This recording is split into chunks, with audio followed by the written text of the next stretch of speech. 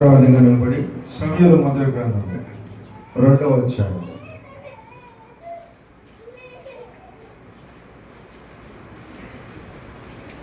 29 చదువుతున్నాను. సమయంలో మొదటి గ్రంథము 2వ అధ్యాయము 29.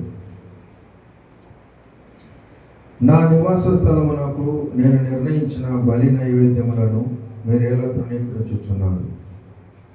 మిమ్మల్ని కొవ్వబెట్టుకుని చుట్టుకై నా జిల్లాకు ఇజ్రాయేలు చేయు నైవేద్యములలో శ్రేష్ఠ భాగములను పట్టుకొనచ్చు. నాకంటే నీ కుమారులను నీవు గొప్ప చేయుచున్నావు.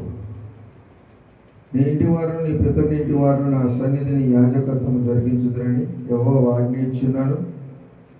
ఇప్పుడు అది నా మనస్సులకు కేవలం ప్రతికూలమైనని ఇజ్రాయేలు దేవుడని యెహోవా సెలవిచ్చుచున్నాను. కావున యెహోవా వాక్యేదనగా, నన్ను గణపరచువాని నేను గణపరచుదును, నన్ను తృణీకరించేవారు తృణీకారం పొందుదురు. ఆలకించము, రాగల దినములలో నీ బలమును నీ పితరుని ఇంటి బలమును నేను తక్కువ చేతాను. నీ ఇంట ముసలివాడు ఒకడను లేకపోవును. చాలు, దయచేసుకోవచ్చు.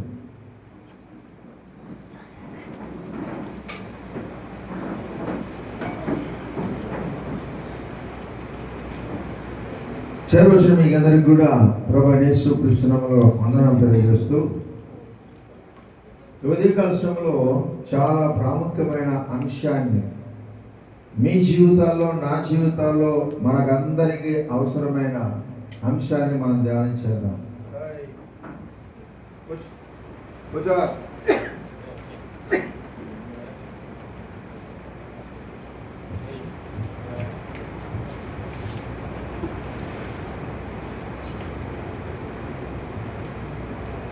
అది ఇశ్రాయేలుకు రాజు లేని కాలం. అది న్యాయాధిపతులు పరిపాలిస్తున్న కాలం. అది ఆ కాలంలో ఏలీ ప్రధాన యాజకుడిగా ఉన్నాడు. ఆయన కుమారులు హోఫ్ని, ఫీనిహాసు యాజకులుగా ఉన్నారు. కానీ వాళ్ళు దేవుణ్ణి ఎరగని వారై ఉన్నారు. అంటే దేవునితో వ్యక్తిగత సంబంధము లేదు.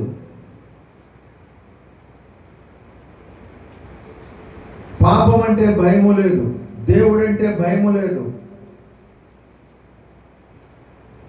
యాజకత్వం అనేది ఎలా చేస్తున్నారంటే ఒక ఉద్యోగంలో చేస్తున్నారు.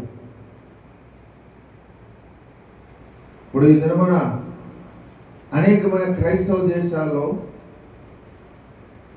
పురాతనమైన పాతకాలపు సంఘాల పరిస్థితి ఎట్లుందంటే, నేను వెళ్ళలేదు కానీ చూసి వచ్చిన వాళ్ళు లేకపోతే వీడియోలు పెట్టినప్పుడు చూస్తే ఆ చర్చిల్లో ఆదివారం ఎవరుంటున్నారో తెలుసా?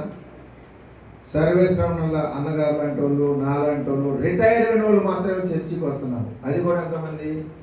ఒక 10 మందిలో. అది ఎందుకని? వాళ్ళకి ఇంటికాడ ఏం పని ఉండదు కనుక ఒక టైం పాస్ కోసం వెళ్తాం. వాళ్ళ మధ్య ఒక పాస్టర్ గారు లేచి వాక్యం చెప్తున్నారు. ఎవరు అడిగారంట, అయ్యా మరి మీకు దేవుని గురించి ఎంతవరకు తెలుసు? నాకేం తెలియదు. ఇది ఆ పాస్టర్ గారు చెబుతున్నారు. నాకు నెలకి 20,000 జీతం ఇస్తున్నారు, దానికోసం చదివి నేను చెప్తున్నాను అంతే. ఈ దినమున క్రైస్తవుల సంఘాల పరిస్థితి ఎలా ఉంది వింటున్నారా? అదే విధముగా ఏలీ కుమారులు అలా ఉన్నారు వాళ్ళు.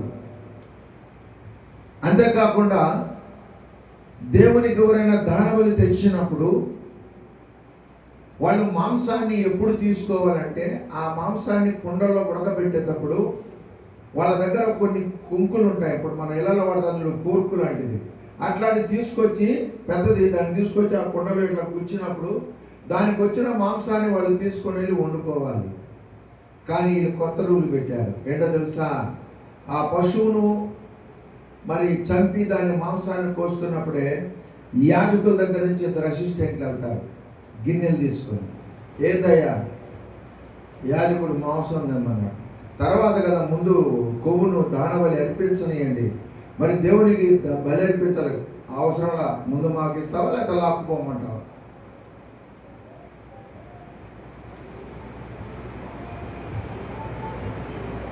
ఇక్కడ దేవుడు స్పష్టంగా ఏం చెప్పాడంటే ఏలీతోటి, నాకంటే నీ కుమారులను నువ్వు గొప్ప చేయుచున్నావు. ఈ ఉదయకాల సమయంలో మనం నేర్చుకోబోతున్న చిన్న అంశం ఏంటంటే, దేవుని కంటే నీ జీవితంలో ఎవరిని గొప్ప చేస్తున్నావు? దేవుని కంటే నీ జీవితంలో ఎవరిని గొప్ప చేస్తున్నావు? నువ్వు కాదు, నేనైనా సరే. మనము దేవుణ్ణి గొప్ప చేస్తే పర్వాలేదు. దేవుణ్ణి కాకుండా మనము ఎవరినైనా గొప్ప చేసినప్పుడు ఏలీ కుటుంబానికి, ఏలీ కుమారులకు ఏమైతే వచ్చిందో అదే మన కుటుంబాలకి, మన బిడ్డలకు వస్తుంది. గుర్తుపెట్టుకోండి.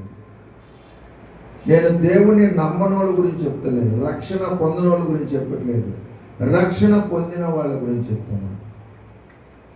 మన జీవితంలో ఎవరిని గొప్ప చేయాలి?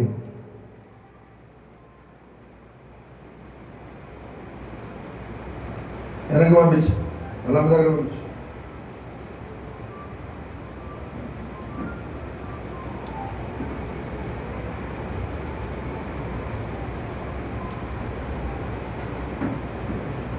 ఇది చాలా ప్రాముఖ్యమైన విషయం, గుర్తుపెట్టుకోండి. మనం అనేక సార్లు ప్రార్థన చేస్తుంటాం, మన ప్రార్థనకి జవాబు రాదు. మనం అనేక సార్లు స్వస్థత కొరకు మొరపెడుతుంటాం, దేవుడు మనకు స్వస్థత ఇయ్యడు. కారణం ఏంటి? దేవుని కంటే ఎక్కువగా నువ్వు దేవుని గొప్పగా చేసుకుంటున్నావు. అది నీ తల్లిదండ్రులు కావచ్చు, లేదా నీ భార్య కావచ్చు, నీ భర్త కావచ్చు, నీ కుమారులు కావచ్చు, నీ కుమార్తెలు కావచ్చు, నీ కోడళ్ళు కావచ్చు, నీ అల్లుళ్ళు కావచ్చు, లేదా నీ మనవళ్ళు కావచ్చు.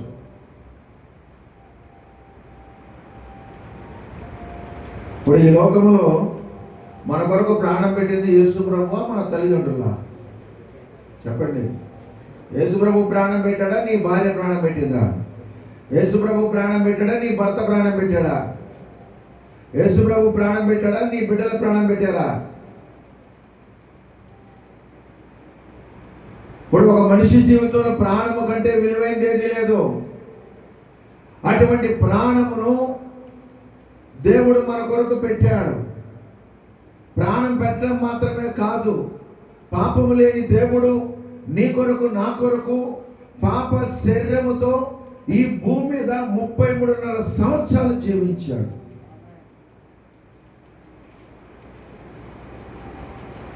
ఇప్పుడు ఒక చేప ఉందండి, మంచి ఆరోగ్యకరమైన చేప. ఆ చేప ఎక్కడ ఉంటుంది? ఎక్కడ ఉంది చేప? దాన్ని తీసుకొచ్చి ఒట్టును పడేయండి. అబ్బా భలే ఉంది, హ్యాపీగా ఉంది, బాగుంది అంటదా? అది అనుకుంటా ఉండదు, నేను చచ్చిపోతాను, నాకు బయట గాలి పనికిరాదు, నేను నీళ్ళకి వెళ్ళాలి. మరి పరిశుద్ధుడైన దేవుడు పాప మానవుల మధ్య జీవించేటప్పుడు ఆయన ఎంత వేదన అనుభవించాడో ఆలోచించాలి. పరలోకమున్న కెరూబులు, చెరువులు కూడా ఆయన మొగాన్ని చూడలేమన్నారు. 6 రెక్కలు ఉన్నాయి, 2 రెక్కలతో కాళ్ళు కప్పుకున్నారు, 2 రెక్కలతో మొహం కప్పుకున్నారు, 2 రెక్కలతో ఎగురుతున్నారు వాళ్ళు. మరి అంత పరిశుద్ధుడైన దేవుడు పాప శరీర ఆకారముతో ఎవరి కోసం వచ్చాడు? నీ కోసం, నా కోసం వచ్చాడు. ప్రైజ్ లార్డ్, హల్లెలూయా. మరి మనం ఎవరి కోసం పరిగెత్తుతున్నాము?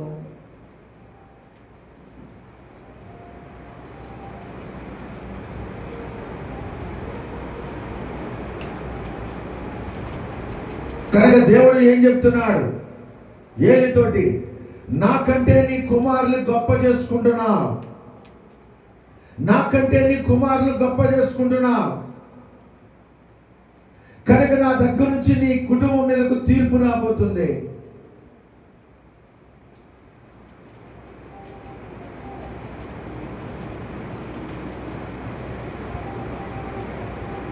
చూడండి, దేవుని గొప్ప చేసిన వారి గురించి చూద్దాం. యోనా గ్రంథం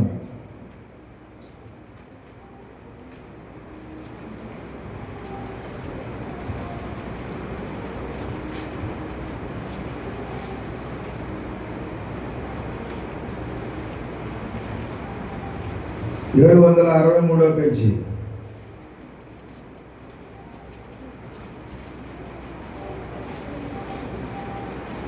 మూడో అధ్యాయం.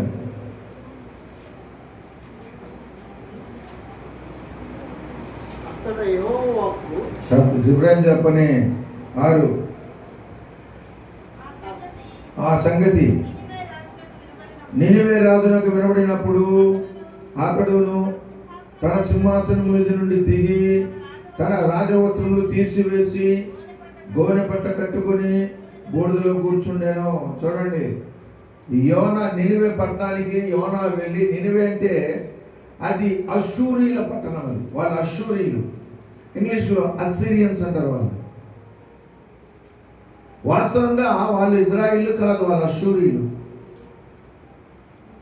అంటేనారా, మొన్న ఈ మధ్య యూట్యూబ్లో ఒక ఆయన ఉన్నాడు, ఆయన పేరు వద్దులే, ఆయన అంటున్నాడు, వీళ్ళ దేవుడు అండి, వీళ్ళ దేవుడు విగ్రహాలను చేసేవాడు చంపిమన్నాడు. మరి అశ్షూరీలు అంటే విగ్రహారాధికులే కదా, మరి వాళ్ళ దగ్గరికి దేవుడు ప్రవక్తను ఎందుకు పంపించాడు? ఇప్పుడు ఇజ్రాయెల్ దేశం ఉంది, లేదా ఐగుప్తు దేశం ఉంది, ఐగుప్తులు విగ్రహారాధికులు కదా, మరి దేవుడు మొదటి సంతానాన్ని మాత్రమే కాకుండా వాళ్ళ కుటుంబాలు ఎందుకు చంపలేదు? మీరందరూ విగ్రహారాధికులు రాని. ఇప్పుడు యేసు ప్రభు కాలంలో కూడా మరి పాత నిబంధనలో కూడా అనేకమైన విగ్రహాలను పూజించే దేశాలు ఉన్నాయి. దేవుడు వాళ్ళని చంపమని చెప్పలేదు ఎప్పుడు.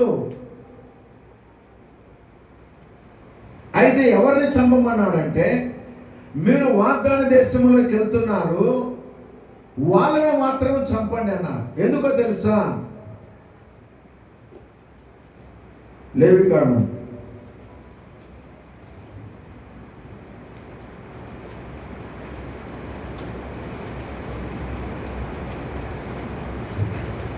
18వ అధ్యాయం.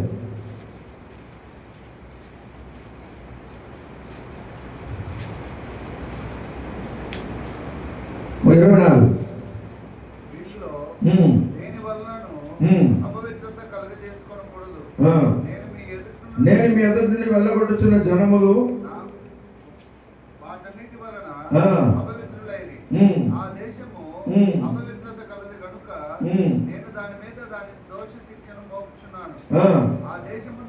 ఆ దేశమందు కాపురమన్న వారిని వెళ్ళగక్కి వేయుచున్నది. కాబట్టి ఆ దేశం మీకంటే ముందుగానున్న ప్రజలను వెళ్ళగక్కి వేసిన ప్రకారము మీ అపవిత్రతను బట్టి మిమ్మును వెళ్ళగక్కి వేయకున్నట్లు మీరు అనగా స్వదేశీయ కానీ మీరు నివసించు పరదేశీయ కానీ ఈ క్రియలన్నింటిలో దేన్ని చేయక ఈ నా కట్టలను నా విధులను ఆచరించవలెను. ఎందుకని? పైన లిస్ట్ ఉంది వాళ్ళు చేసిన పనులు. పైన 18వ అధ్యాయంలో 6వ దగ్గర నుంచి చేయకుండా అవన్నీ వాళ్ళు చేశారంట. అందుకని దేశం వాళ్ళని వెళ్ళగక్కింది. చూడండి, దేవుడు మన దేవుడు ఎంత న్యాయవంతుడు అంటే, మీరు కూడా అటువంటి క్రియలు చేస్తే దేశం మిమ్మల్ని కూడా వెళ్ళగక్కుతుంది. ఇప్పుడు రేపు అమెరికాకి పట్టబోయే గతి ఏంటో తెలుసా? అదే మన వాళ్ళు కలిపితే అమెరికా అమెరికా అమెరికా అంటున్నాడు. అమెరికాని దేవుడు రేపు ఆటం బాంబులతో కాల్చిపోతున్నాడు, గుర్తుపెట్టుకోండి. అంటున్నారా? అయితే ఆటం బాంబులు పడకముందే మన వాళ్ళు ఎవరైనా అమెరికా వాళ్ళు అంటే వాళ్ళందరూ ఎత్తబడిపోవాలి. ప్రైజ్ అలాడు హల్లెలూయా. ఒకవేళ ఎత్తబడలేదు అనుకో, వాళ్ళు కూడా అంతే, ఆటం బాంబులకు ఆహారమే. వింటున్నారా? కనుక ప్రియ దేవుని వల్ల ఎందుకని ఇక్కడ చెప్పిన ఏ క్రియలన్నీ కూడా ఏ దినమున ఆ దేశాల్లో చేస్తా ఉన్నారు వాళ్ళు. మళ్ళీ నేను యోనా గ్రంథంలో కొద్దాం.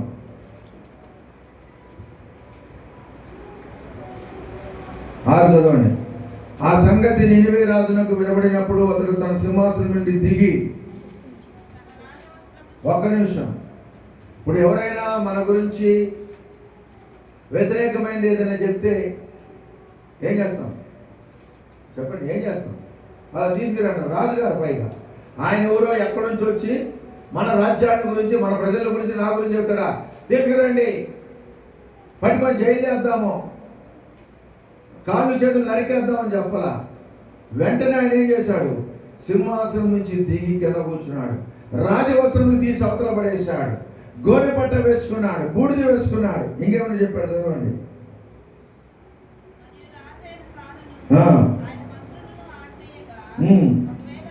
ఒకవేళ దేవుడు మనసు తిప్పుకొని పశ్చాత్తాప్తుడై మనం లయము కాకుండా తన కోపాన్ని చల్లార్చుకున్నాడు కనుక మనుషులు ఏది పుచ్చుకొనకూడదు, పశువులు కానీ, ఎద్దులు కానీ, గొర్రెలు కానీ మేత మేయకూడదు, నీళ్లు తాగకూడదు. మనుషులందరూ తమ దుర్మార్గములను విడిచి తాము చేయు బలత్కారమును మానివేయవలను. బలత్కారం అంటే ఏంటో తెలుసా? బలత్కారం అంటే ఏంటి?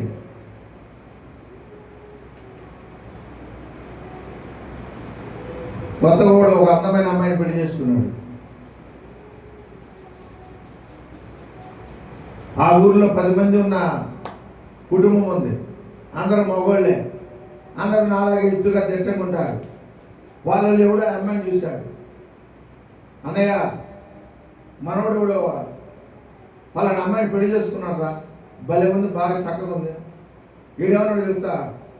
సరేనైనా ఆయన భార్య, ఆయన వీడేమన్నాడు తెలుసా? రే పోయి ఆ పిల్ల తీసుకురండి. ఈ రోజు నుంచి ఆ పిల్ల వాడి భార్య కాదు, నా భార్య. బలత్కారం అంటే ఇది. ఒకడు ఏదైనా మంచి ఎద్దును కొనుక్కున్నాడు అనుకో, ఐజక్ గారు ఒక మంచి ఎద్దును కొనుక్కున్నాడు. ఐజక్ గారు అండి వరంగల్ ఉన్న అంటే గన్నవరం ఐజక్ గారు మంచి ఎద్దును కొనుక్కున్నాడు అండి, వీళ్ళు ఆకరండి. ఒకవేళ ఐజక్ గారు వెనబడి ఇచ్చాడు అనుకోండి, కర్ర తీసుకొని 4 రూపాయలు పోతారు. ఇప్పుడు ఎద్దు కావాలా దెబ్బలు కావాలంటే ఏమంటారు ఎవరైనా? నాకు ఎద్దులేని తీసుకోండి. బలత్కారం అంటే అది. బలము కలిగిన వాళ్ళు బలము లేని వాడి దగ్గర ఏది ఉంటే అది లాక్కొని పోవటమే. అడిగాడు అనుకో అనేది అనటం, ఇంకా గట్టిగా అడిగితే చంపేయడం. ఇప్పుడు వింటున్నారా? ఇదే సిచ్యువేషన్ ఎక్కడుందో తెలుసా? జలప్రలయానికి ముందు కూడా అదే జరిగింది. బలత్కారులు భూమి మీద ఉన్నారు అని అంటే అర్థం ఏంటంటే అదే. చూడండి, రాజుగారికి తెలుసు దేశ ప్రజలు ఎలా ఉన్నారో. అంటున్నాడు, ప్రతివాడు బలత్కారం మానివేయండి, దుర్మార్గతని విడిచిపెట్టండి, దుష్టత్వాన్ని విడిచిపెట్టండి. ఇంకేమన్నాడు?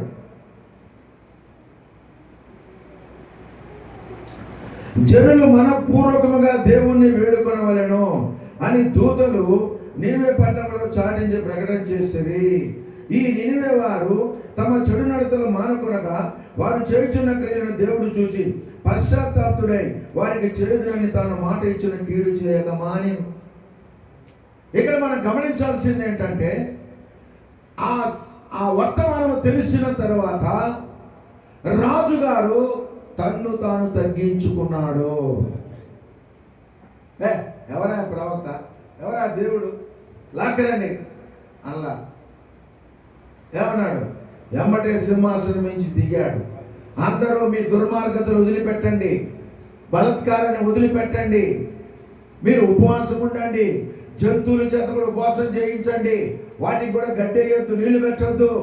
ఒకవేళ దేవుడు మన పట్ల పశ్చాత్తాపం చూపిస్తాడేమో, మన కనికరిస్తాడేమో, మన క్షమిస్తాడేమో.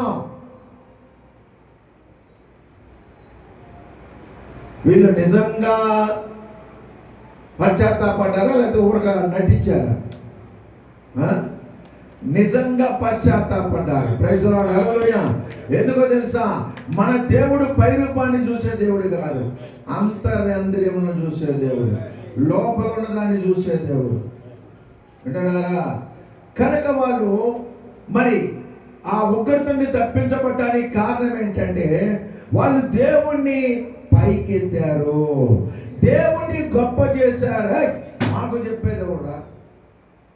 నినివే పట్టణం అంతా ఎంత ఉంటుందని తెలుసా? ఒక మనిషి 3 రోజుల్లో నడవగలిగినంత దూరం ఉంటుందంట. ఉందా అది?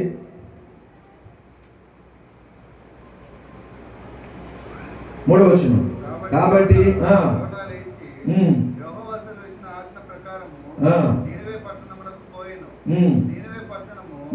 దేవుని దృష్టికి గొప్పదై 3 దినముల ప్రయాణం అంత పరిమాణము కలది. 3 దినముల ప్రయాణం అంటే జాగ్రత్తగానండి, అందరు నాకు చూడండి. ఒక మనిషి 3 దినముల్లో ఎంత దూరం నడుస్తాడు చెప్పండి? ఇక్కడ నుంచి మన తాడేపల్లి నుంచి మొదలు పెడితే నైట్ తీసేయి, పగలే. 3 దినముల్లో అన్నయ్య బాగా లారీల మీద తిరిగాడు కనుక అన్నయ్య ఐడియా ఉంటుంది. అనే ఒక మనిషి 3 దినముల్లో ఎంత దూరం నడవగలరు అన్నయ్య? రోజుకి 40 కిలోమీటర్లు. 340 అన్నా? ఇప్పుడు సరే ఓకే, ఒక 50 కిలోమీటర్లు అనుకుందాం. అంటే ఇంచుమించు ఇప్పుడు మనం విజయవాడకి ఈ చివర ఉన్నాం కదా, ఆ చివర ఇది అటు కొంద రోడ్డు చివర ఇది కంకిపాడుకి ఎన్ని గంటలు నడుస్తాం మనం? రేపడే జాన్సన్ గారు కంకిపాడికి ఎన్ని గంటలు నడుస్తాం? ఉదయం నుంచి 6 గంటలకు 5 గంటలకు బయలుదేరాను. ఎన్ని గంటలకు వెళ్తాం కంకిపాడు? 5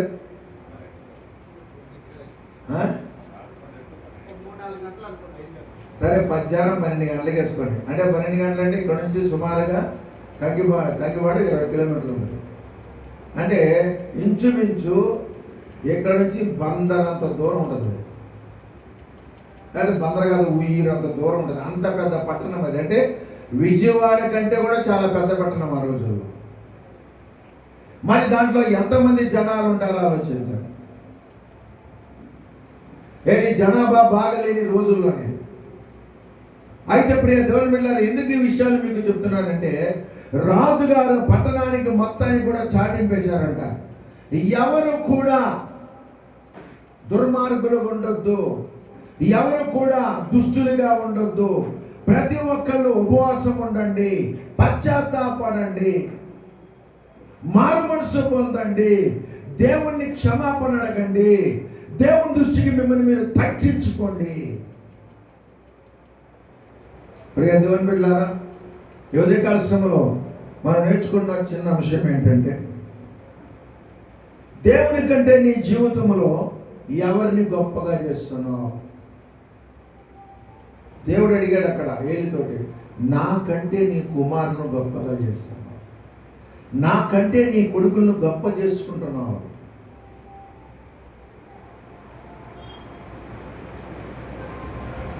కనుక దేవుని ఉగ్రత వాళ్ళ మీదకి వచ్చింది.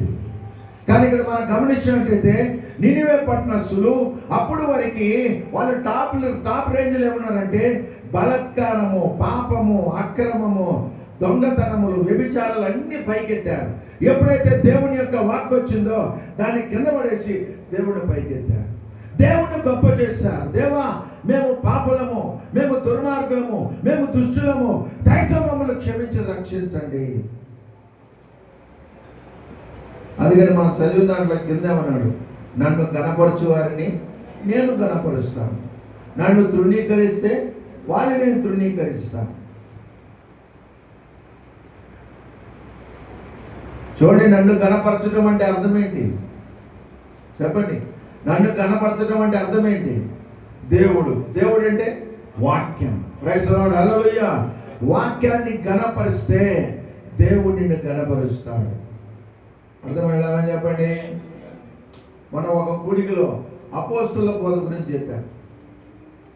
ఒక్కళ్ళు కూడా బ్రహ్మాండం ఉంది వాక్యం అన్న వాళ్ళు ఒక్కళ్ళు లేదు. అప్పు బైబిల్లో ఉన్నదే చెప్పాను నేను, బైబిల్లో లేదు ఒక్క మాట చెప్పాను.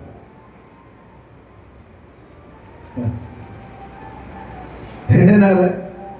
వర్తమానంగా చెప్పింది అపోస్తుల బోధే, బైబిల్లో ఉన్నదే చెప్పా. అందరు మగాలు చెట. నేను ఎందుకు చెప్పానంటే, అంతమందికి సువార్త చెప్పే అవకాశం మళ్ళీ జీవితంలో రాదు. సత్యం చెబుదాం, పిల్లాతలాగా మన చేతులు కడుక్కున్నాం. రేపు దేవుడు అడుగుతాడు, ఏమన్నా జాన్వేస్లీ నీకు సత్యం చెప్పాను, నువ్వు వాడు సత్యం చెప్పకుండా ఆమె మంచిది, ఈయన మంచోడు, వాళ్ళ పిల్లల మంచోళ్ళు, వీళ్ళ పిల్లల మంచోళ్ళు. ఇవన్నీ ఏంటంటే సాంబ్రాణి వేస్తారు చూసావా, పొట్లమ్మడి తిరిగి కొంతమంది సాంబ్రాణి వేగిన మన వాళ్ళు ఏం చేస్తారు, ఓ 5 రూపాయలు 10 రూపాయలు పెడతారు. ఇదే కావాలి ఈ రోజుల్లో పాస్టర్లో కూడా. అర్థమైందా? ఈ రోజుల్లో పాస్టర్లు ఎట్లుంటే సాంబ్రాణి వేసే పాస్టర్లు. ఒకసారి నేను ఒక జ్ఞాపకార్థ గుడికి వెళ్ళాను. ఆ జ్ఞాపకార్థ గుడికి ఉంటే నాకు తెలుసు వాడు ఎట్టాడు, మాతో నాతో పడ్డాడు.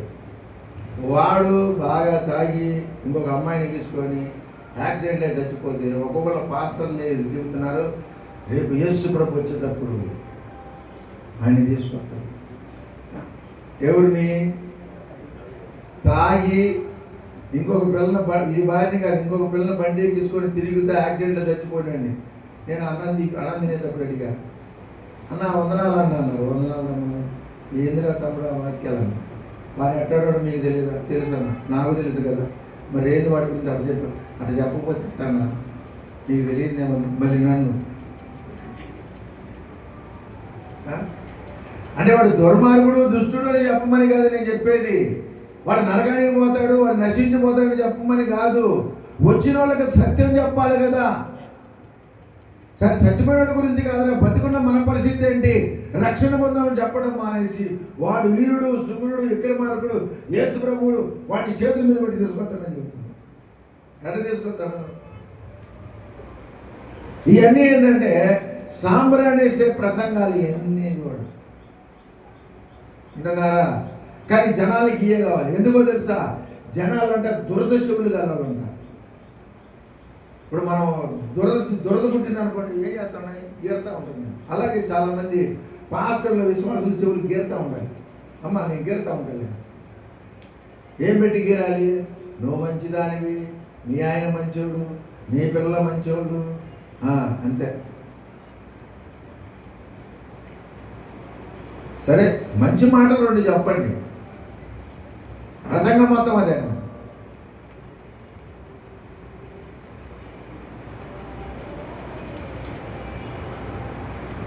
వింటున్నారా? మరి చాలామందికి ఆ రోజు నా వాక్యం నచ్చి ఉండదు. ఎందుకంటే చాలామందికి అసలు బైబిల్లో ఎన్ని బోధలు ఉన్నాయో కూడా తెలియదు, అసలు వాళ్ళ బోధ ఉందో లేదో కూడా తెలియదు బైబిల్లో. కానీ అపోస్తుల బోధ గురించి చెప్పాను. ఇప్పుడు ఎవరైనా మిమ్మల్ని అడిగారనుకో, మీ పాస్టర్ గారికి ఏంది మాట చెప్పాడు మా అంటే, నేను చెప్పేది గుర్తుపెట్టుకోండి, ఈ మాట గుర్తుపెట్టుకోండి. నేను చెప్పిన వాక్యము వాళ్ళకి వ్యతిరేకం కానీ వాక్యానికి వ్యతిరేకం కాదు. వాళ్ళు పాటించే సిద్ధాంతాలకు వ్యతిరేకం, వాళ్ళు నమ్మే అబద్ధాలకు వ్యతిరేకం, కానీ బైబిల్కి వ్యతిరేకం కాదు, దేవునికి వ్యతిరేకం కాదు. ఇప్పుడు నేను కూడా వాళ్ళలాగా సాంబరనేసి ప్రసంగాలు చేస్తే మన చర్చి కూడా 7 నుంచి రోడ్డు దాకా కట్టాలి.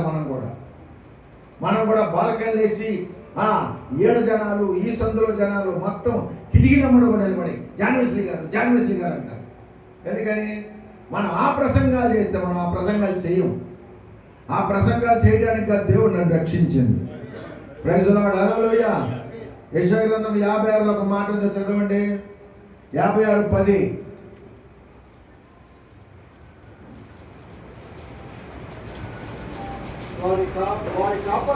అందరిని తీయండి ఒకసారి.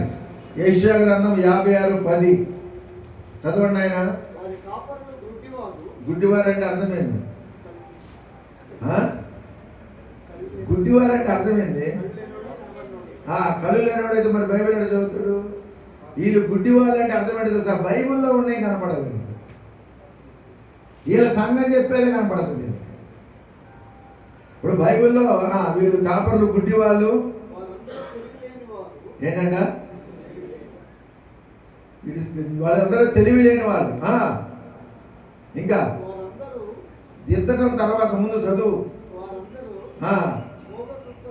ఏం కుక్కలంట? ఇప్పుడు మనం కుక్కలు పెంచుకుంటాం కొన్నిసార్లు. ఎందుకు పెంచుకుంటాము? దొంగడు వచ్చినప్పుడు తాగొక్కడానికి. మరి మోకొక్క అంటే అర్థమైంది, ఎవడు వచ్చినా అరవదు. మన ఇంటోడు వచ్చినా అరవదు, దొంగోడు వచ్చినా అరవదు, ఏదైనా తీసుకుని పోతున్నా అరవదు, ఏం చేయదు అంటాడు. ఎందుకంటే మోకొక్క అంటే దీనికి మాట్లాడదు కదా. అంటే వీళ్ళు సత్యం ఏదో చెప్పలేదు, అసత్యం ఏదో చెప్పలేరు. అన్నిటికీ చెప్పేది ఉండదు తెలుసా? దేవుడు నీకు తోడుకున్నాడు అంతే. ఓ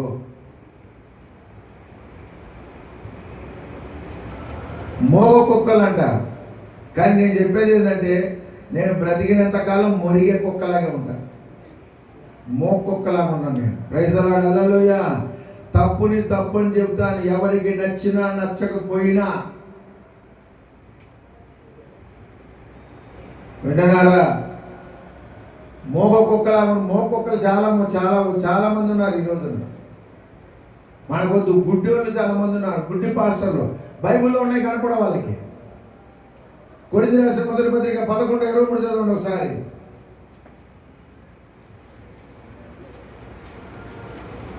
అందరు తీయండి, మా సిస్టర్స్ మీరు చదవండి. నల్లి ఒకసారి చదువు. ప్రభు వల్ల పొందింది. నీకు కనపడింది అది? రాత్రి ఉందా? రాత్రి ఉందా? రాత్రి. అయ్యా మీరు చదవండి, మీ బైబిల్లో ఉందా? రాత్రి ఉందా? రాత్రి. మరి మన వాళ్ళందరూ తెల్ల అంగి వేసుకొని, మెల్లో సిలువలు వేసుకొని, గంటలు కొట్టుకుంటా పగలెత్తున్నారు. మరి రాత్రి నుండి పగలు ఎందుకు ఎత్తున్నారు అంటే, రాత్రి అనేది కనపట్లేదు. అపోస్తలుల కార్యం 2:38.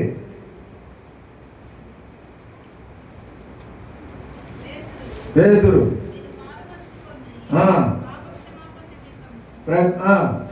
ప్రతివాడు ఏమన్నదమ్మా? చదవండి. మీకు కనపడుతున్నది? మీకు కనపడుతుందా? ఒకసారి నేను పెద్ద మీటింగ్కి వెళ్తే ఒక ఆయన పెద్ద దైవజనుడు, కొన్ని వందల సంఘాలు ఉండే వాళ్ళకి. ఆయన ఏమని చదువుతున్నాడు తెలుసా? అదే వచ్చండి. మీరు మారు మనసు పొంది పాప క్షమాపణ నిమిత్తము ప్రతివాడు ఏమన్నది బైబిల్లో? యేసుక్రీస్తు ఉంది కదా. ఆయన ఏం చదువుతున్నాడు తెలుసా? ప్రతివాడు బాప్తిసం పొందుడి పరిశుద్ధాత్మను వరం పొందుతాడు. నేను అనుకున్నాను, వయసు పెద్ద ఆయన కదా, కనపడలేదు అనుకున్నాను. మళ్ళీ చదువుతాయని అన్నాడు. మళ్ళీ చదువుతున్నాడు. సేమ్ అలాగే చదివాడు. అంటే యేసుక్రీస్తు నామము అనేది తీసేసి చదివాడు. ఆయన కనపడదా? మళ్ళీ ఆయన పాంప్లెట్లో ఏముండదు తెలుసా? యేసు రక్షించును, యేసు స్వస్థపరచును, యేసు దీవించును. మరి బాప్తిసం ఎందుకు కనపడతలేదు నీకు? గుడ్డోడు నువ్వు. వీళ్ళు తీసుకెళ్ళి యెరూషలేములో యేసు ప్రభు బాప్తిసం ఇచ్చే దగ్గర బాప్తిసం ఇస్తున్నారు. యేసు ప్రభు కూడా అంత ధీరంగా దిగున్నాడు నీళ్ళలోకి. వీళ్ళు అసలు ఎట్టున్నారంటే, యేసు ప్రభు కూడా అట్లా దిగున్నాడు నీళ్ళలోకి. వీళ్ళు కూడా మామూలుగా కాదు, తెల్ల అంగీలు వేసుకుని దేవదూతల్లాగా కళ్ళబడి అంటున్నారు, మార్తమ్మ లేరుగా ఉన్నాను తెచ్చుకుంది. మార్తమ్మ, నీకు తండ్రి యొక్క కుమారుని యొక్క పరిశుద్ధాత్మ నామాల బాప్తిసం ఇస్తాను. ఆడకపోయి కూడా. మరి బైబిల్లో యేసుక్రీస్తు బాప్తిసం ఉందిగా. ఇంకో విషయం గుర్తుపెట్టుకోండి, పాస్టర్లే గుడ్డోళ్ళు కాదు. అక్కడికి వెళ్ళే గొర్రెలు కూడా అన్ని గుడ్డి గొర్రెలే.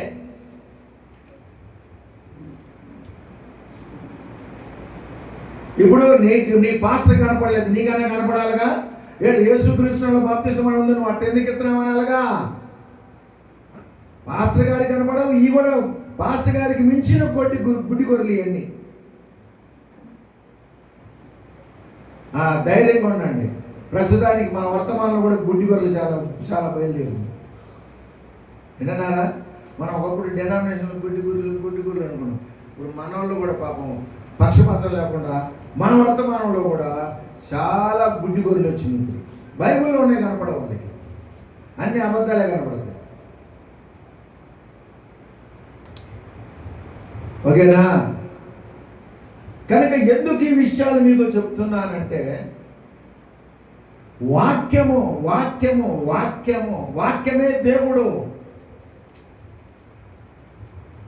ఇప్పుడు జయక్ ఉంది కదా, జయక్ ఎక్కడ? చెయ్యి పైకి ఎత్తాక. జయక్ వల్ల బావగారి కూతురు ఒక పిల్ల ఉంది. ఆ పిల్ల పేరు జయపిల్ల. మొత్తానికి ఆపిల్ గడ అంత వయసులోనే ఎప్పుడు కాకినాడలో తప్పిపోయింది. వినండి, తప్పిపోతే ఏదో సంతకం మార్కెట్కి వెళ్తే తప్పిపోయింది.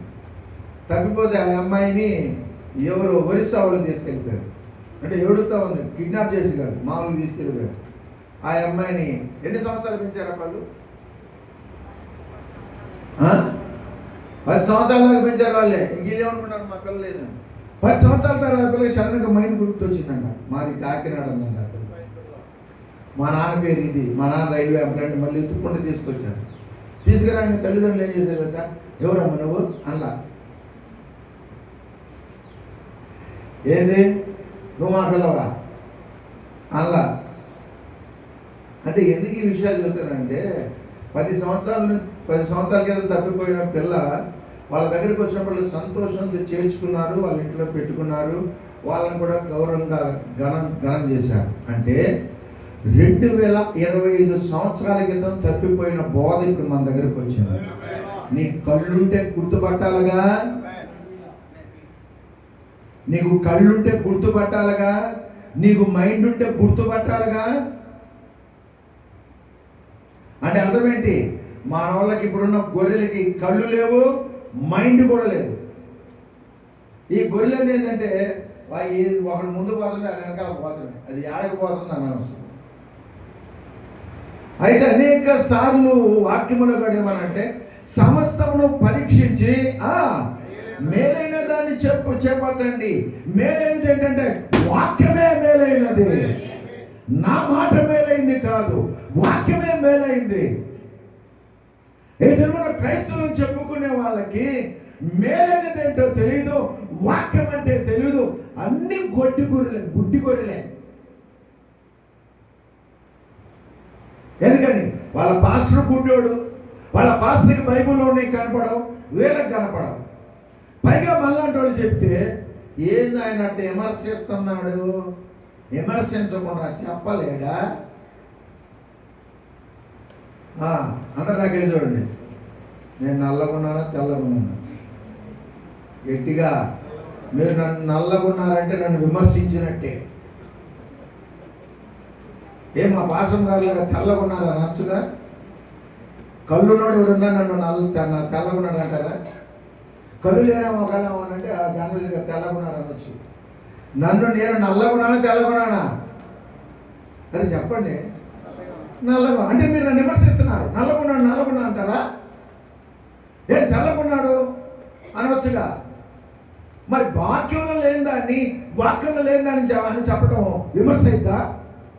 బైబిల్లో లేని దాన్ని చేస్తూ అది రైట్ అని చెప్తే, అది తప్పని చెప్తే అది విమర్శ అయిద్దా? నేను నల్లగున్నాడంటే అది విమర్శ కాదు. ఇప్పుడు సునీల్ ఉన్నాడు, సునీల్ తెల్లగున్నాడా నల్లగున్నాడా? నల్లగున్నాడా అంటే మీరు విమర్శిస్తున్నారు. సునీల్ ఉన్నాడా? జాన్ వెస్లీ గారు వాళ్ళ బాబాయ్ లాగా నల్లగున్నాడు అనొచ్చుగా. ఇప్పుడు తప్పని చెబితే విమర్శ ఎట్టయిద్దండి?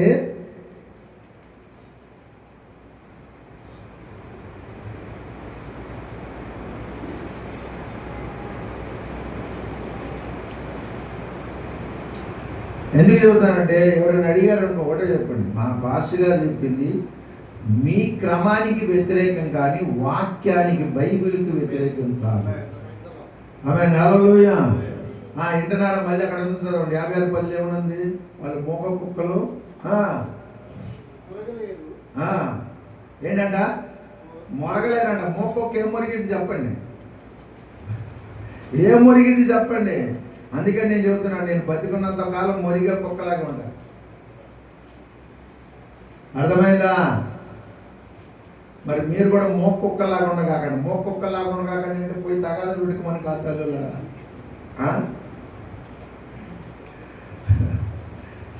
మొరగలేరు.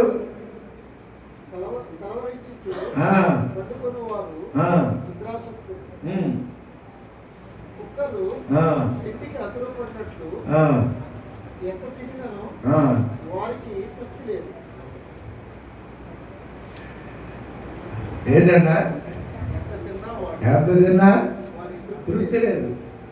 అది అసలు భోజనం చేయాలి, మనం భోజనం చేయకుండా చచ్చిపోతాం. కానీ కనుక నేను అనేది ఏంటంటే సత్యమును మనము గమనించాలి. వాక్యాన్ని ప్రకటించాలి, వాక్యాన్ని నమ్మాలి. తర్వాత ఇంకో మాట చూద్దాం, చూడండి.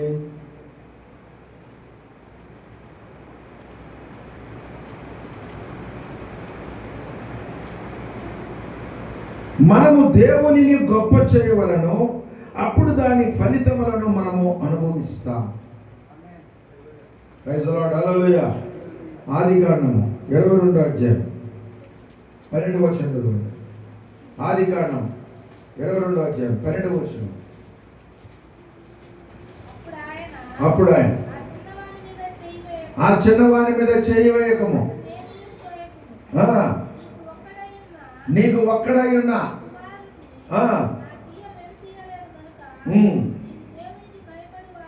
నీవు దేవునికి భయపడేవాడు. చదువుపై దేవుడు స్తుతిద్దాం, హల్లెలూయా. ఒకరోజు దేవుడు అబ్రాముకి పరీక్ష పెట్టాడు. ఏ పరీక్ష పెట్టాడు? అబ్రాము నన్ను గొప్ప చేస్తాడా, ఆయన కొడుకును గొప్ప చేస్తాడా? నన్ను గొప్ప చేస్తాడా, నా మాటను గొప్ప చేస్తాడా, ఆయన భార్య మాటను గొప్ప చేస్తాడా? పరీక్ష పెట్టాడు. కానీ అబ్రాము ఏం చేశాడు? దేవుణ్ణి గొప్ప చేశాడు. ప్రైజ్ ది లార్డ్, హల్లెలూయా. ప్రభువా, నువ్వు అడిగితే నా కుమారుని ఏంటి ఏదైనా బలిస్తా. ఈ రాత్రి ఉదయకాల సమయంలో ప్రియ దేవుని బిడ్డలారా, ఎందుకు ఈ విషయాలు మీకు చెప్తున్నానంటే, మన జీవితంలో, మన వ్యక్తిగత జీవితంలో ఎవరిని గొప్ప చేస్తున్నాం? దేవుణ్ణి గొప్ప చేస్తున్నామా? నినివే పట్టణస్థులు దేవుణ్ణి గొప్ప చేశారు కనుక దేవుడు వారిని క్షమించి రక్షించాడు. వారి మీదకు పంపిస్తానన్న ఉగ్రతను పంపించకుండా ఆపేశాడు.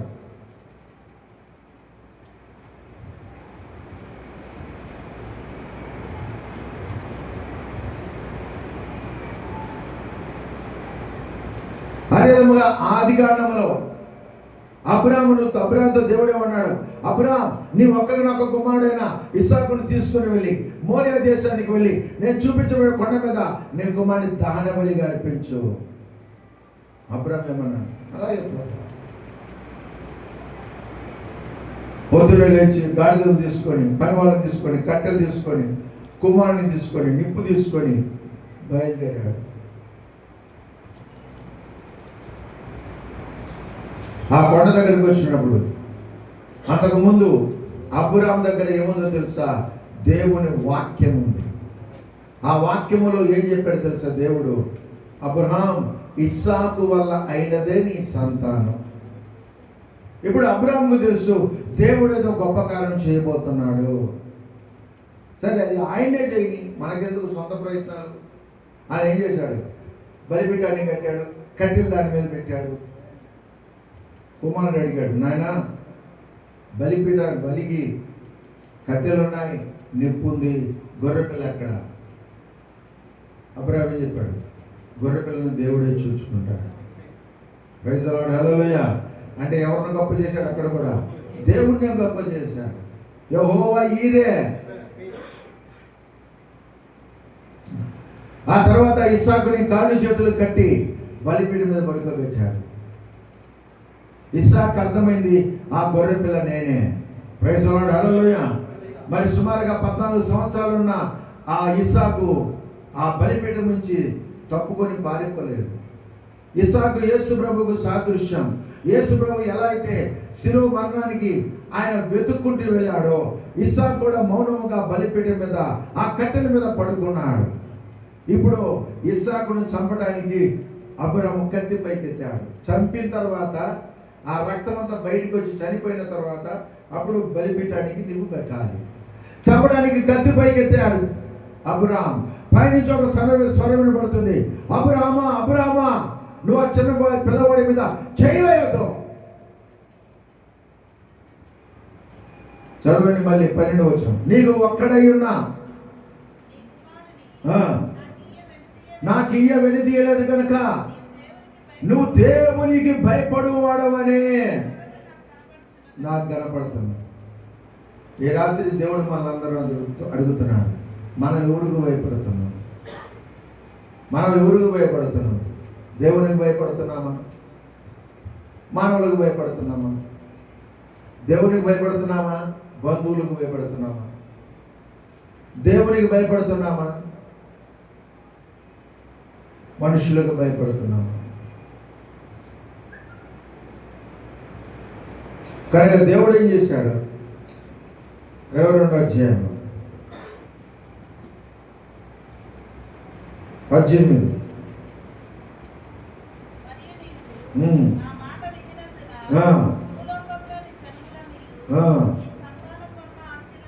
చేతులు పైకి దేవుడు స్తుతిద్దాం. హల్లెలూయా. ఏమన్నాడమ్మా? మరియు నీవు గట్టిగా. మరి మన వాళ్ళ ఇంటికాడ చెప్పింది ఏంది? నేను నా మాట ఏమని చెప్పాను? దేవుని మాట ఏనరా అని చెప్పా. దేవుడు ఏమన్నాడు? నీవు నా మాట వినినందున. ఇప్పుడు క్రైస్తవులకు దేవుడు చెప్పేది ఏంటి? నా మాట ఏనండి అంటే, నీ మాట విన్నాం మేము, మా సంఘం మాట వింటాం, మా అయ్యగారు మాట వింటాం. మరి నా మాట వినే దేవుడు అయ్యగారైనా సరే దేవుని మాట చెప్తే ఓకే, దేవుని మాట చెప్పకపోతే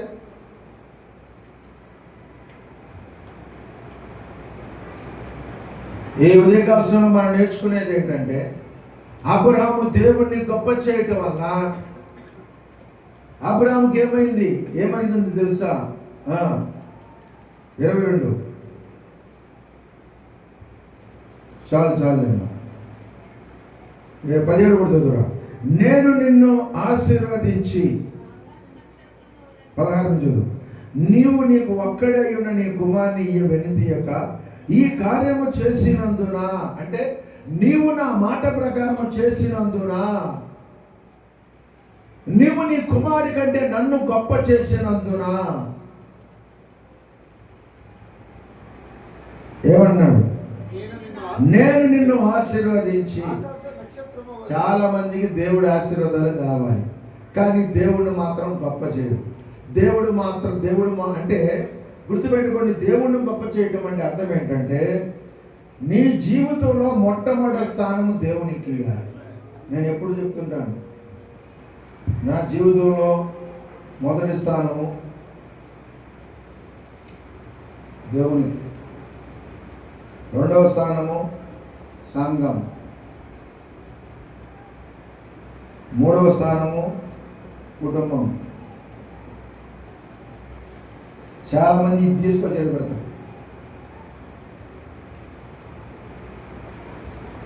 ఇది తీసుకొచ్చి పెడతారు మొదటి స్థానంలో కాదు, లేకపోతే ఇది తీసుకొచ్చి పెడతారు కాదు.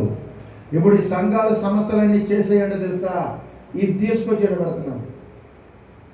మా సంఘం ఏం చెబితే అది అబద్ధం చెప్పినా ఓకే, అది బైబిల్లో ఏం చెప్పినా ఓకే. కానీ గుర్తుపెట్టుకోండి, నువ్వు దేవుణ్ణి గొప్ప చేయటం అంటే మొదటి స్థానము దేవునికి ఇవ్వాలి. ఒకరోజు నవంబర్ 23వ తారీఖున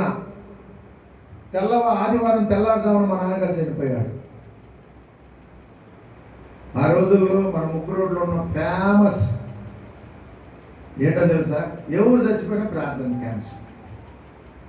మా నాన్న కూడా చాలాసార్లు అడిగాను, అయ్యా పెద్ద మందిని వాళ్ళు ప్రార్థన పెట్టట్లేదు. నేను 2-3 సార్లు చెప్పాను, ఎన్లా మా నాన్న చిరాకు వచ్చాను, నువ్వు చచ్చిపోయినా పెడతా ప్రార్థన, నువ్వు చచ్చిపోయినా పెడతా ప్రార్థన. కరెక్ట్గా మా నాన్న ఆదివారం చచ్చిపోయాడు తెల్లారు. అప్పుడు రాజాకి పెళ్లి కూడా కాదు. అయిందా? అయింది. ఓకే సరే ఇప్పుడు ఏం చేయాలి? మా నాన్న తెచ్చిపోయాడు కదా, ఎమ్మడి నన్ను పోలబడి నానా అని ఆడాలి. ఎమ్మడే ఫోన్ చేసి ఏం చెప్పానంటే, చాలామందికి మా నాన్నగారు చనిపోయారు. సాయంత్రం 4 గంటలకు మట్టి. అప్పుడు చిన్న మందిరం మంది. నేనే స్వయంగా బట్టలు వేసుకొని, నేను ఎవరైనా నడిపించమంటే వచ్చి నడిపించే పాస్టర్లు ఉన్నారు, కానీ నేనే వచ్చి, ఎందుకని లూకాసు వార్త 9వ అధ్యాయంలో ఒక మాట ఉంది, చదవండి.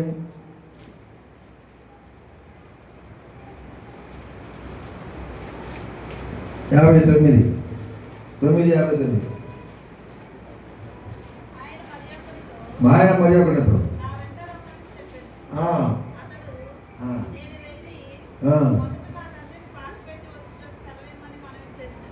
ఏంటంట, యేసు ప్రభు భూమి మీద ఉన్నప్పుడు ఒక యవనస్తుడు అన్నాడు, నన్ను వెంబడించు అన్నాడు.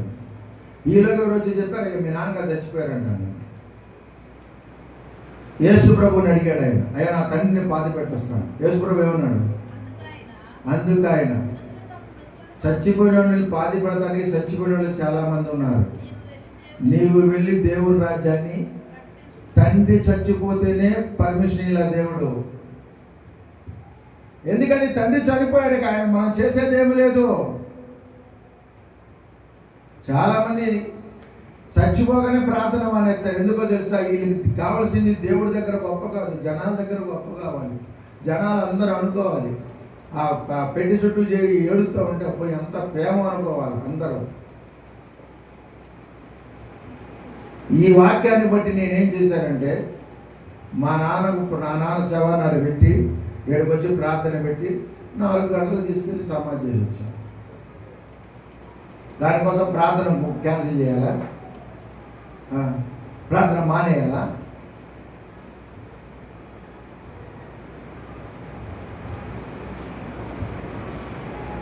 చాలా మంది వివరం లేని రకాలు. ఇప్పుడు చచ్చిపోగానే తాగుతున్నారు, వాళ్ళ దగ్గరికి వెళ్ళి అరే చచ్చిపోతే ఎట్లా తాగుతున్నావు అని అడుగుతారు, అడగరు.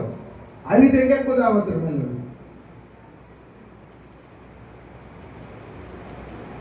ఒకసారి ఈ బజార్లో నవదల బజార్లో చచ్చిపోతే రాత్రి 10 గంటలకు అనుకోండి నేను వస్తున్నాను. నేను చూస్తుంటే ధూపం పైకి పోతుంది లైట్లో.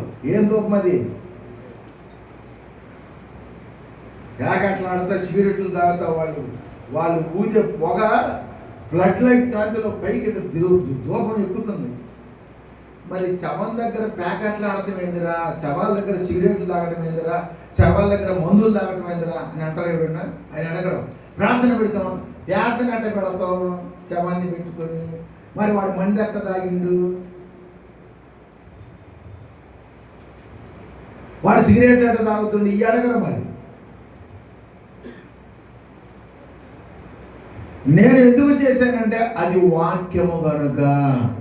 ఇప్పుడు మా నాన్న గొప్ప చేయాలా, దేవుణ్ణి గొప్ప చేయాలా? దేవుణ్ణి గొప్ప చేయాలి. ప్రైజ్ ది లార్డ్, హల్లెలూయా. వింటున్నారా? కనుక నేను మా నాన్న చనిపోయినప్పుడు నేను దేవుణ్ణి మాత్రమే గొప్ప చేశాను. మా నాన్న గొప్ప చేయాల.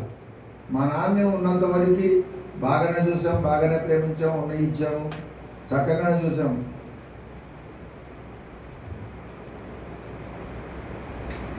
ఇప్పుడు చచ్చిపోయిన తర్వాత మనం ఏం చేస్తాం? మా నాన్నకి టీ అంటే బాగా ఇష్టం. చచ్చిపోయిన తర్వాత నాన్న టీ తెచ్చాను తాగుతుంటే తాగుతా లేచింది.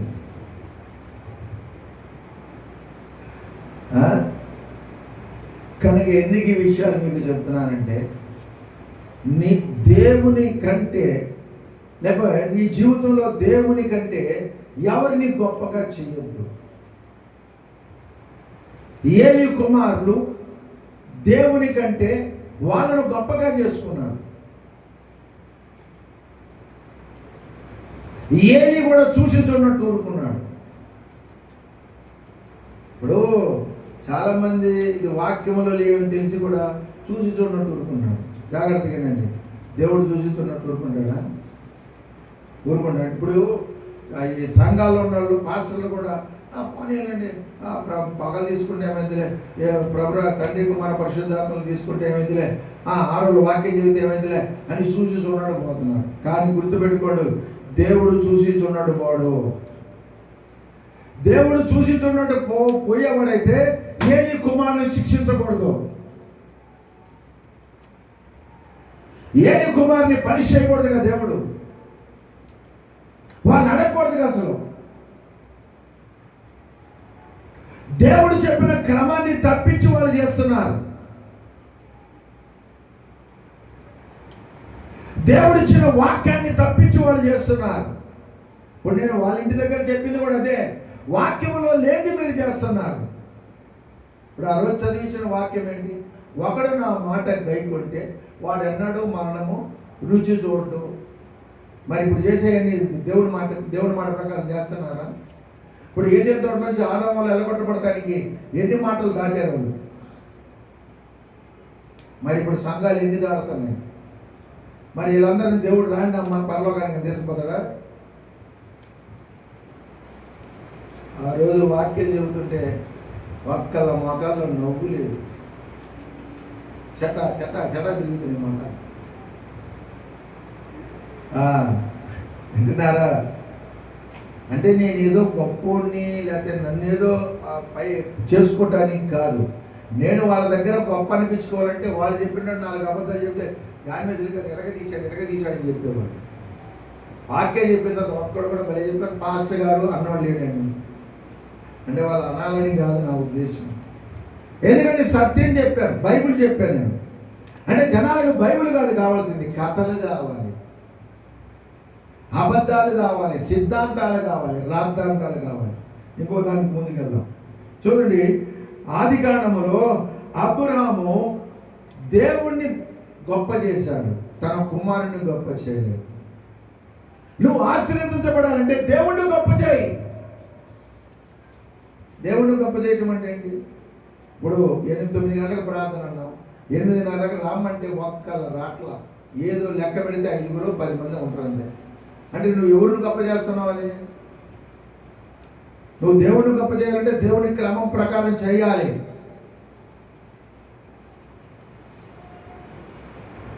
ఇంకో మాట చదువుతున్నా, దానియేలు గ్రంథము 5వ అధ్యాయం 22 చదువు.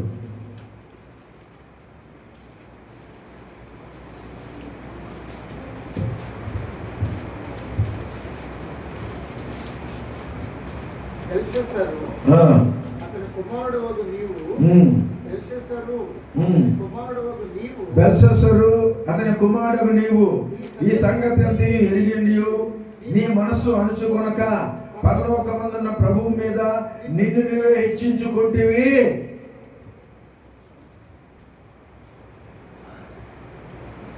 బెల్షస్సరు విందు అనే ప్రవక్త వర్తమానం కూడా ఉంది. బెల్షస్సరు ఎవరో తెలుసా? నెబుకద్నెజరు యొక్క కుమారుడు. నెబుకద్నెజరుకి ఎలాగ మైండ్ పోయింది, మళ్ళీ ఎలా సరయ్యాడో ఇవన్నీ బెల్షస్సరు చూశాడు. నిజంగా ఈ దేవుడు గొప్ప దేవుడు అనుకున్నాడు. ఆయన చనిపోయిన తర్వాత దీని రాజు అయ్యాడు. ఒకరోజు ఈయన ఏం చేస్తున్నాడు తెలుసా? ఒక విందు చేస్తూ నేను సడన్గా ఒక ఐడియా వచ్చింది. పిలిచాడు ఒక ఆయన, మా ఖజానాలోనే యెరూషలేము దేవాలయం నుండి తీసుకొచ్చిన బంగారపు పాత్రలు ఉన్నాయి, ఆ దేవుని మందిరములో వాడిన పాత్రలు ఉన్నాయి, వాటిని కడిగి తీసుకొని రాకన్నాడు. వారి ఇక్కడ ఏమన్నా ప్రార్థన జరుగుతుందా? ఏదైనా కూటం జరుగుతుందా? అక్కడ ఏం జరుగుతుంది? ద్రాక్షారసం విందు జరుగుతుంది. తాగుతున్నారు అందరూ కూడా. ఉపపత్నులు, సైన్యాధిపతులు అందరూ తీసుకొచ్చి ఆ యెరూషలేము దేవాలయంలో పాత్రలు అక్కడ పెట్టారు. పాత్రలు పెట్టినప్పుడు ఒకటి పిలిచాడు, ఇట్లా ద్రాక్షారసం పోయి.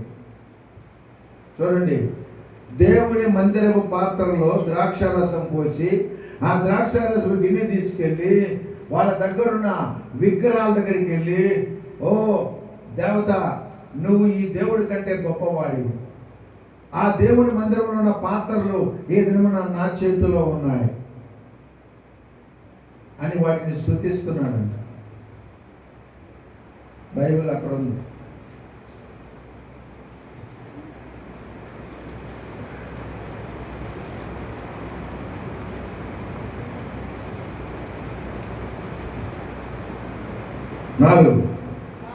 వారు బంగారు, వెండి, ఇత్తడి, ఇనుము, కర్ర, రాయను వాటితో చేసిన దేవతలను స్తుతించుచు ద్రాక్షరసము తాగుచుండగా, అంటే ఆ గిన్నెలు పట్టుకోవడమే కాదు, ఆ దేవతల ముందు నిలబడి ఈ దేవుడు ఏం లేదు, మీరే గొప్పవాడు అని స్తుతిస్తున్నారంట.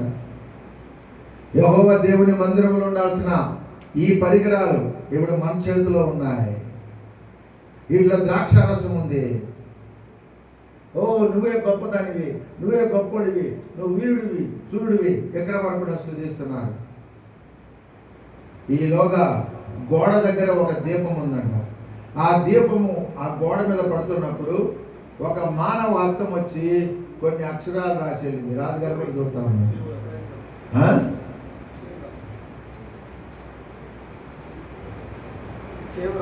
చేవ్రాత, ఓకే, అక్షరాలు అంటే రాసింది, చేతితో రాసింది. మనిషి మొత్తం కనపడలే, చెయ్యి ఒకటి కనపడింది. రాజుగారు కూడా చూస్తున్నాడు. ఏంది రాక మన భాష కాదు. వింటున్నారా? మనకి తెలుగు తప్ప ఇంగ్లీష్ అర్థం కాదు. గుర్తుపెట్టుకోండి యవనస్తులు, మన మదర్ టంగ్ ఏంటి చెప్పండి అయ్యా. యూత్ కుర్రోళ్ళు, మన మదర్ టంగ్ ఏంటి?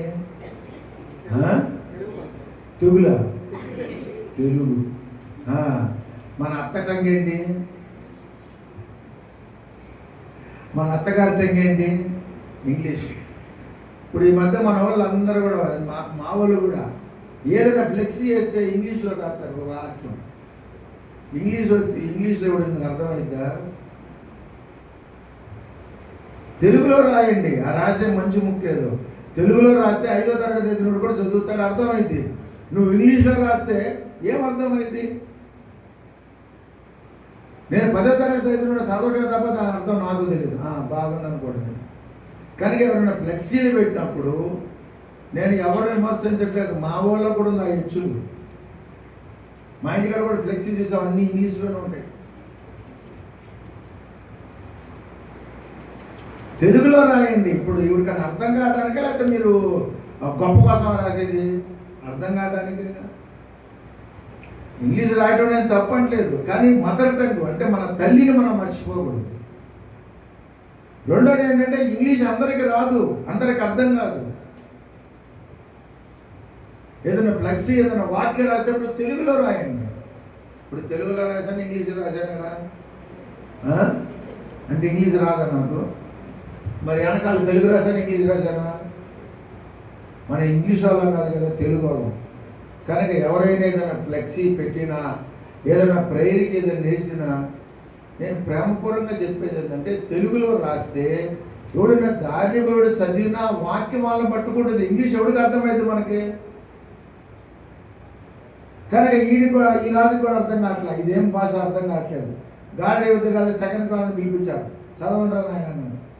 వాళ్ళు కూడా కొద్దిసేపు ఇటు చూసి మా కూడా ఏమో అర్థం కావట్లేదు. రాజుగారికి ఇప్పుడు ఎట్టుంది? బీపీ షుగర్ మొత్తం తగ్గిపోయినాయి. షుగర్ ఉన్నోడికి షుగర్ తగ్గిపోతే ఏమైంది?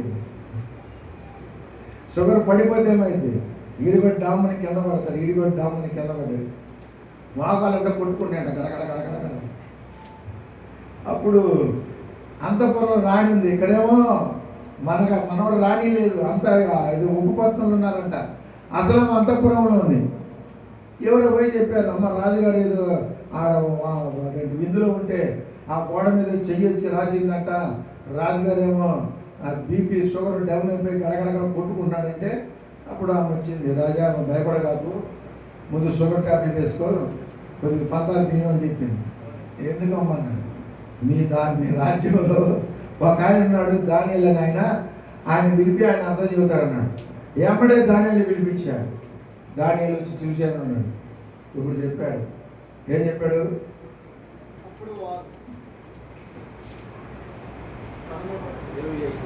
25 అది కాదు 19లో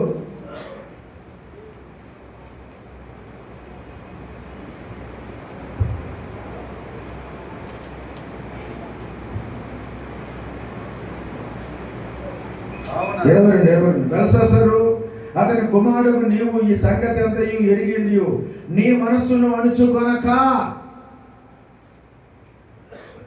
ఇక్కడ దీనిలో విషయం ఏంటో తెలుసా? దేవుని కంటే తన మనసును గొప్పగా చేసుకున్నాడు రాజు. నా ఇష్టం, ఇదే మనందరికి ఉన్న జబ్బు. ముఖ్యంగా మన సంఘంలో చాలా మందికి ఉన్న జబ్బు ఏం తెలుసా? నా ఇష్టం. వాక్యం అంటే చెబుతుంది నాకొద్దు, బైబిల్ అంటే చెబుతుంది నాకొద్దు, వాక్యంలో చెబుతుంది నేను చెయ్యను, నా మనసుకు తట్టిందే చేస్తా. ఈ రాజుగారు కూడా ఇదే చేశాడు, ఆయన మనసుకు నచ్చిందే చేశాడు. వింటున్నారా? నీ మనసుకు నువ్వు నచ్చిందే చేస్తున్నావంటే నువ్వు దేవుని కంటే నిన్ను గొప్పగా చేసుకుంటున్నావు. అయ్యా మనం ప్రేమ కలిగి ఉండాలి, నేను ఉండను. అయ్యా మనం అసూయ పడకూడదు, నేను ఉంటాను. మనం దొంగతనం చేయకూడదు, నేను చేస్తాను. మనం చెడ్డ సావాసాలు చేయకూడదు, నేను చేస్తాను. మనం అక్రమంగా జీవించకూడదు, నేను జీవిస్తాను. అంటే అర్థం ఏంటి? వాక్యము కంటే నిన్ను నువ్వు గొప్పగా చేసుకుంటున్నావు. నీ భార్యని ప్రేమించాలి, నేను ప్రేమించను. నీ భర్తను గౌరవించాలి, నేను గౌరవించను.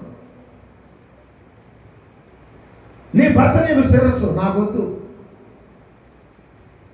యేసు ప్రభు మనకు శిరస్సు, వాక్యం మనకు శిరస్సు, నాకు ఆ శిరస్సు వద్దు. వాక్యము కంటే, దేవుని కంటే నిన్ను గొప్పగా చేసుకుంటున్నావు. ఇక్కడ ఏమన్నాడు? నీ మనస్సు అణుచుకొనక. అంటే ఏమనుకున్నాడు? నేనంటే ఏమనుకున్నారు?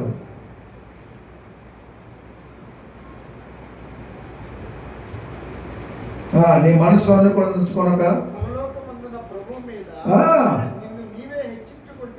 ఏంటంట? నిన్ను నీవే హెచ్చించుకుంటేవి. వాక్యము నీ ముందుకు వచ్చినప్పుడు వాక్యాన్ని చేయకుండా నా ఇష్టం, నేను ఇలాగే ఉంటాను అంటే ఏం చేస్తున్నావు తెలుసా? దేవుని కంటే నిన్ను నువ్వు హెచ్చించుకుంటున్నావు. గుర్తుపెట్టుకో. అందరు నాకు చూడండి, యేసు ప్రభు మేడిచెట్టు దగ్గరకు వచ్చి చక్కగా దిగు అంటే దిగాడా, పైకి ఎక్కాడా? గట్టిగా అందరు దిగాడు అని చెబుతారులే. మరి నువ్వు దిగుతున్నావా? నువ్వు దిగుతున్నావా? వాక్యం చెప్పింది వదిలిపెడుతున్నావా? వాక్యం చెప్పింది చేస్తున్నావా? నువ్వు వాక్యం చెప్పింది చేయట్లేదంటే నువ్వు దిగుతున్నట్టు కాదు. నువ్వు వాక్యానికి లోబట్లేదంటే నిన్ను నువ్వు దేవుని కంటే హెచ్చించుకుంటున్నావు. నాకెవరు చెప్పక్కర్లా, నాకంతా తెలుసు. నేను ఎవరి మాట విన్నాం, వినగాకు. ఎవరేం చెప్పక్కర్లా, నాకంతా తెలుసు.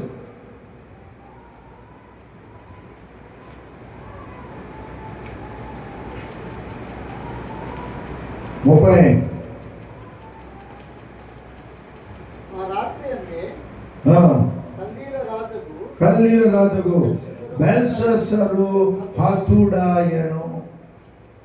దేవుడు బెల్షస్సరును మరణానికి అప్పచెప్పాడు. ప్రియ దేవుని బిడ్డలారా, ఎందుకు ఈ విషయాలు మీకు చెప్తున్నానంటే, నువ్వైనా నేనైనా వాక్యానికి లోబడాలి. 66 యెషయా గ్రంథం 2వ వచనం చదవండి. ఇంకా చెప్పాల్సింది వచ్చేవారని చెప్తాను. యెషయా గ్రంథం 66:2.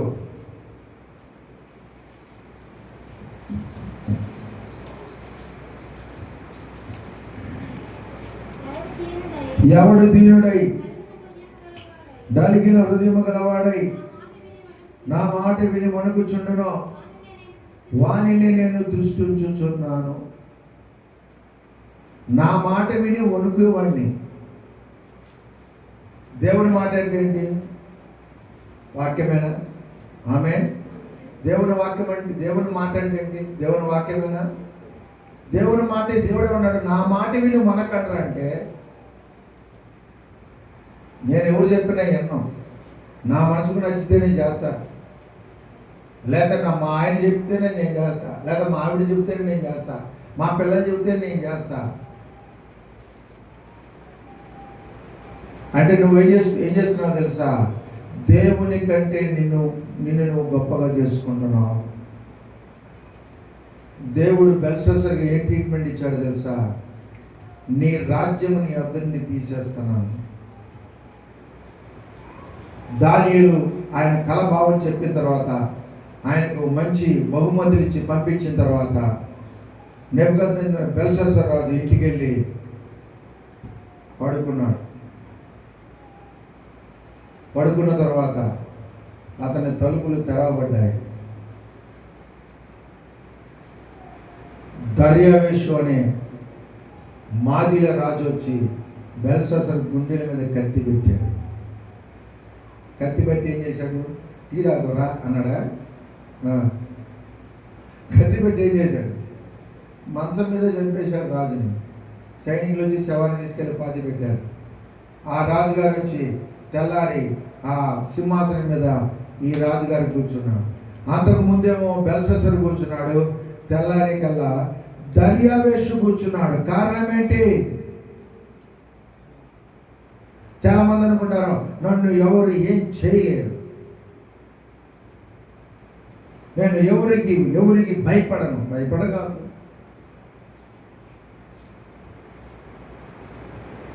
ఇప్పుడు బెల్షస్సర్ రాజును కూడా ఎవరు ఏం చేయలే, దేవుడే చేశాడు. గుర్తుపెట్టుకోండి.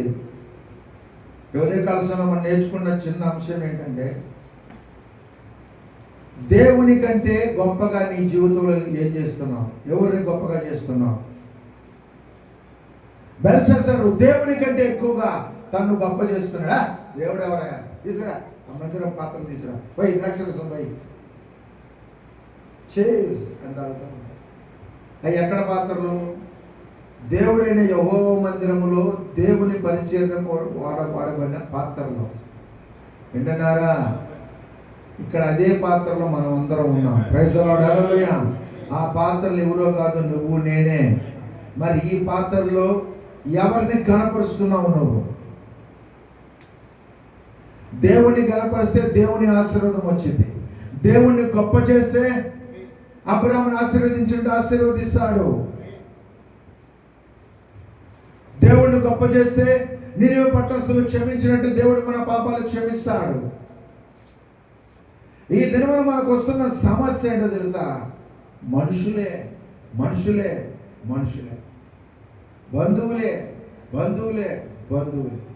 ఆదివారం ప్రార్థనలు గాడికి వెళ్ళాడు, ఫంక్షన్కి వెళ్ళామన్నయ్యా. ఏం నువ్వు ఆ ఫంక్షన్కి పోకపోతే ఆగిపోయింది ఆ ఫంక్షన్?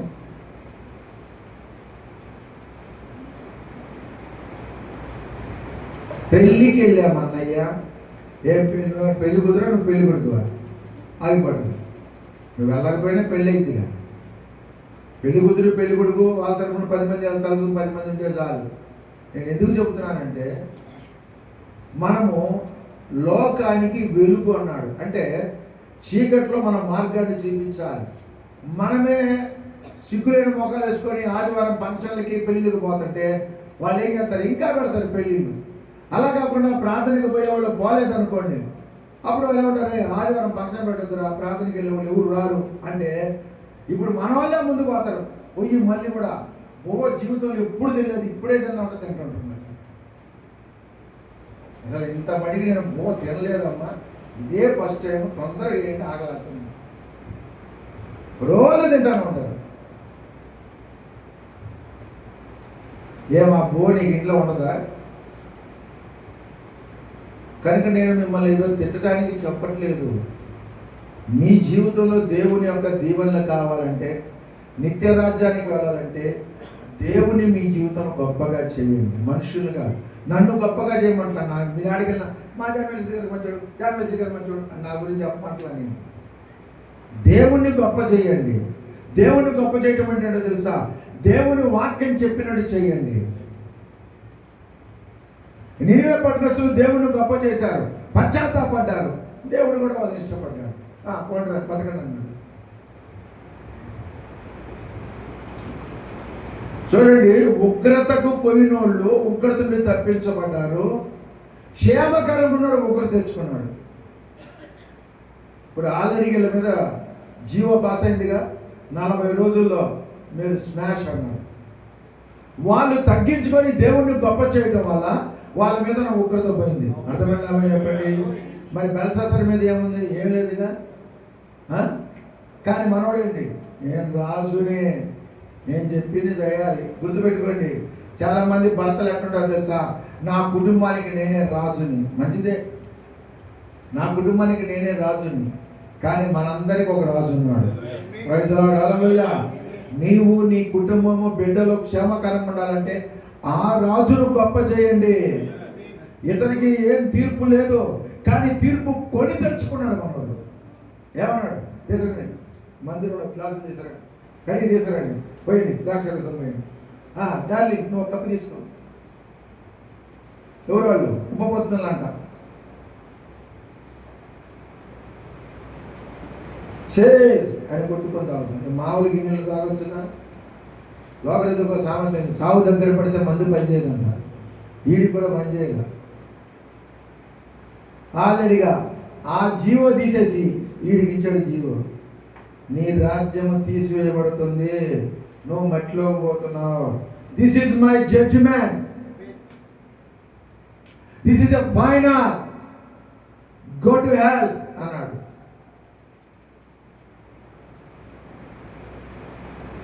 ఇంకో విషయం చూద్దాను. దానిలో జరుగుతుందని చెప్పాడు కదా, మరి రాజు ఎమ్మటే దానిల ముందు పశ్చాత్తాపడ్డా? పశ్చాత్తాపడ్డా? అయ్యా నేను తప్పు చేశాను, నా గురించి ప్రార్థన చేయి, దేవుడిని క్షమించమని అడుగు అని ఆయన పశ్చాత్తాపడ్డా? నేను రాజును. కొంతమంది నేను చూసా, చచ్చిపోయి ముందు ఏంటి యేసయ్యా నా పాపాలు క్షమించండి అంటున్నాను, యేసు ప్రభు అంటే అంటున్నాను. అప్పుడు ఏమంటే సాగు అని చెప్పి సత్తనాడు, వాడికి తెలుసు సత్తనాడని.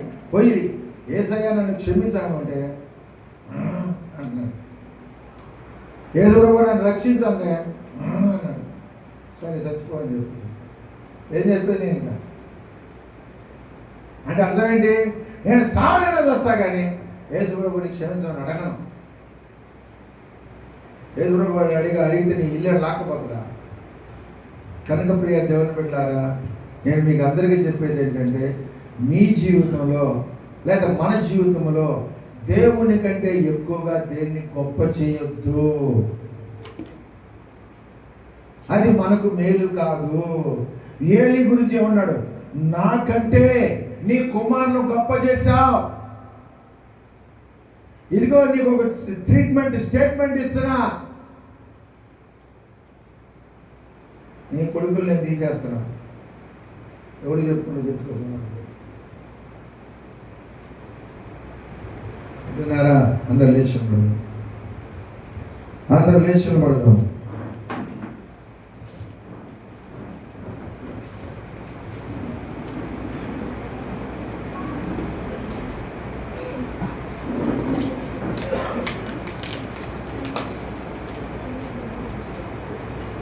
Thank you, Lord Jesus.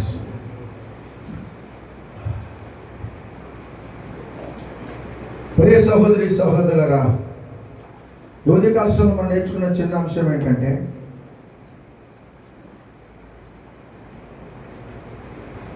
దేవుని కంటే నీ జీవితంలో ఏది గొప్పగా చేయొద్దు,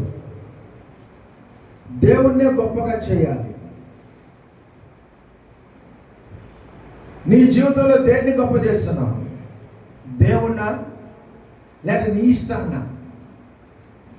దేవుణ్ణా నీ కుటుంబాన్నా?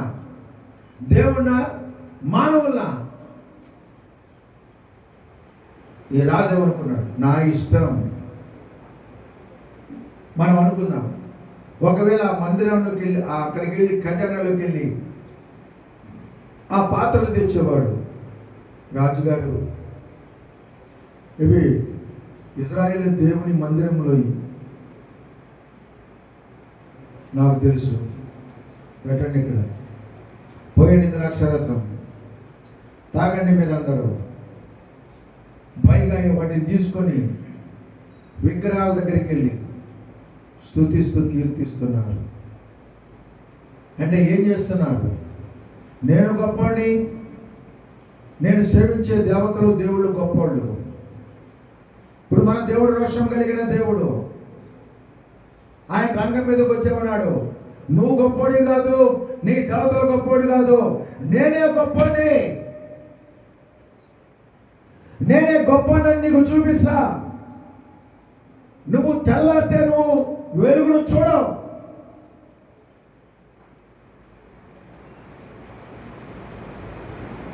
దేవుని బిడ్డలారా, దేవుడు కోరుకునేది ఏంటంటే, మలాకి గ్రంథంలో అంటాడు, నేను తండ్రినైతే నాకు భయపడే నా కుమారుడు, నేను దేవుడైతే నన్ను గణపరిచేవాడు ఏడి అన్నాడు. గణపరచడం అంటే ఆయన మాట వింటాం, ఆయనకు విధేయత చూపించడం, ఆయనకు లోబట్టం, ఆయన ప్రేమించడం, ఆయనకు నచ్చని చేయకుండా ఉంటాం, ఆయనకి ఇష్టమైనవి చేయండి.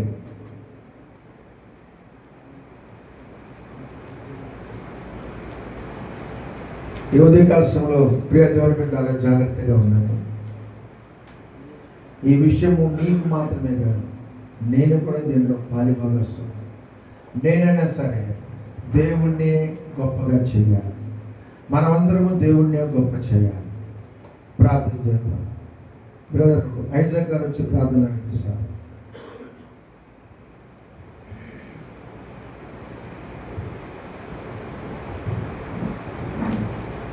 ప్రార్థన చేసుకుంటాం.